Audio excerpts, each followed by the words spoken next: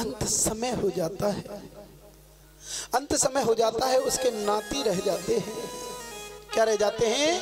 नाती, नाती नातनी रह जाते हैं। अब तो वो बूढ़ी थी और वो बूढ़ी माँ फल बेचने के लिए जाती थी। क्या बोले करो?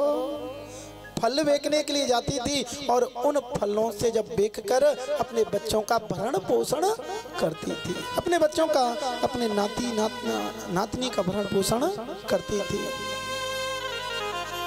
जैसे ही उन फलों को बेचाती थी, पैसे मिलते थे, अपने बच्चों के लिए राशन पानी ले आती थी। एक दिन क्या हुआ, गर्मी का समय चल रहा था, वो आवाज लगाती है, कोई फल ले लो, कोई फल ले लो। लेकिन कोई फल लेने वाला नहीं मिलता। रोजाना तो उसके फल बिक जाते थे, लेकिन उस दिन उसका एक भी फल नहीं बिका। एक भी फल नहीं बिकता है तो वो आवाज लगाती हुई घूमती रहती है, कोई फल ले लो, कोई फल ले लो। लेकिन कोई नहीं लेता है। जब भैया सुबह से शाम होने को थी, सुबह से शाम होने को थी और सोचने लगी कि बताओ मेरे घर में तो इतनी भी व्यवस्था नहीं है कि मैं अपने बच्चों को क्या खिलाऊंगी, क्या पिलाऊंगी। ये रोजाना फल बिक जाते थे तो मैं अपने बच्चों के लिए कुछ ले जाती थी भरण पोषण के लिए, लेकिन मेरे घर में तो कोई व्यवस्था नहीं है। और आज नहीं बिके तो इनको कल कोई नहीं लेगा, कल कोई नहीं लेगा। क्यों? क्योंकि आज ही नहीं बिक रहे हैं तो कल को ले लेगा। और गर्मियों के समय में तो फल जल्दी खराब हो जाते हैं, सर्दियों के समय में तब भी कुछ दिन रुक सकते हैं। अब तो सोचने लगी और दुखी होने लगी, बहुत दुखी होने लगी। और दुखी होते होते और वो मेरे कन्हैया के महलों की तरफ पहुंच गई और आवाज लगाने लगी, कोई फल ले लो, कोई फल ले लो। और मेरे गोविंद नन्हे नन्हे पैरों से निकलकर अपने महल से दौड़ कर आए, छोटे से कन्हैया थे, दौड़ कर आए और कहने लगे, मैया, ओरी माँ, तू क्या बेच रही है? तू क्या बेच रही है? वो मैया कहने लगी, लाला मैं फल बेच रही हूँ, तू ले गो। हाँ मैया मैं लंगो, तू यहीं पर खड़ी रही हो। और मेरे गोविंद अपने नन्हे नन्हे छोटे छोटे पैरों से और महल में पहुंचे। और महल में जैसे ही पहुंचते हैं अपने अनाज की बोरी में से और अनाज लेकर आते हैं हाथों में, और हाथों में तो कुछ अनाज फैलता हुआ आता है, नन्हे नन्हे पैरों से और नन्हे नन्हे हाथों से अनाज लेकर आते हैं और उस मैया को लाकर दे देते हैं अनाज। और मैया कहती है, बेटा तू इन सब फल ले जा, इन सब फलों को ले जा, क्योंकि आज ये बिके नहीं है तो कल कोई लेगा नहीं। बेटा मैं अपने बच्चों को इस अनाज को पीस कर और खिला दूंगी, मेरे घर में इतनी भी व्यवस्था नहीं थी, तू इन फलों को ले ले।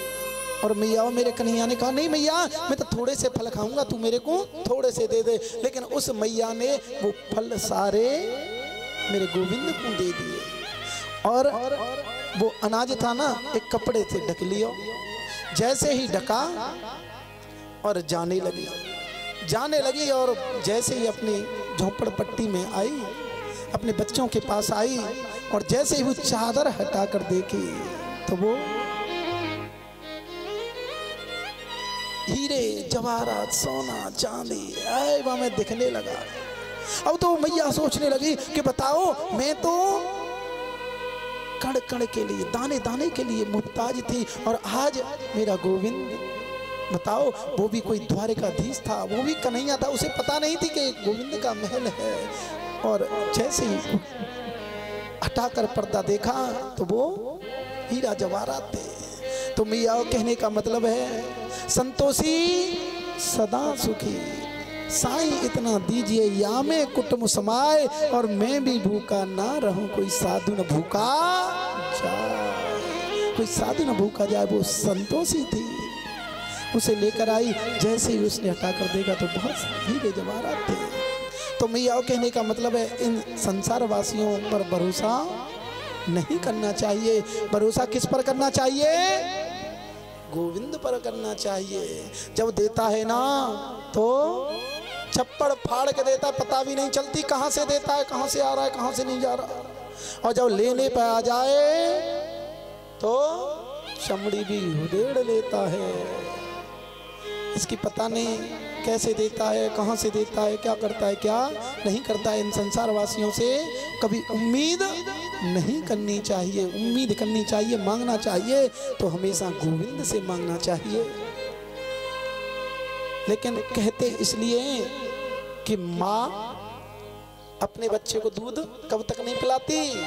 जब तक उसका बच्चा रोता नहीं है तब तक माँ अपने बच्चे को दूध नहीं पिलाती है। माँ सोचे कि या काम मैं कर लूँ, वाह काम मैं कर लूँ, अभी तो मेरा लाला खेल रहे हो है ना। इसलिए कहा जाता है करने वाले हम तुम नहीं है, करने वाला तो मेरा गोविंद है। बोलिए गोविंद भगवान की जय। जय जय श्री राधे श्याम। एक तुम्हें मैं कथा सुनाता हूँ, बहुत ही सुंदर कथा, बहुत पवित्र कथा। वैसे लोग कहते हैं अरे तुम उसकी कथा करते हो, उसने तो बताओ चीर चुराए, वस्त्र चुराए हैं? लेकिन ये बहुत गंभीर कथा है, बहुत गंभीर प्रसंग है। चीर हरण ये बहुत गंभीर है। कुछ लोग तो ये भी कहते हैं अरे महाराज तुम उनकी कथा कहते हो, उन्होंने कितने विवाह किए, कितने करे मैया? 16,108 विवाह। बताओ तुम उनकी कथा कहते हो, हम 2 विवाह नहीं कर सकते? तो हमने कहा कि भैया उन्होंने 16,108 विवाह तो किए, लेकिन मेरे कन्हैया ने 7 बरस के ने और 7 कोस के लंबे चौड़े गिरिराज जी महाराज को और 7 ही दिन तक अपनी किन्नी उंगली पर धारण किए हुए रखा था। उसकी नहीं कह रहे तुम मैंने कि एक ईंटें उठा के दिखा दो, हम तुम्हारे खूब चकाचक 1 नहीं 2 नहीं 4 10 ब्याह करा देंगे। एक ईंट को उठा के नहीं दिखा सकते, लेकिन भैया उंगली उठाने वाले बहुत मिल जाते हैं। कि बताओ तुम उनकी कथा कहते हो उन्होंने चीर चुराए, उन्होंने इतने विवाह करे, ये किया वो किया। ये बहुत सुंदर कथा है, समझने की कथा है। कथा को ध्यान से सुने। हेमंते प्रथमे मासे नंद व्रज कुमारिका चिरो हर्ष विषय भुजान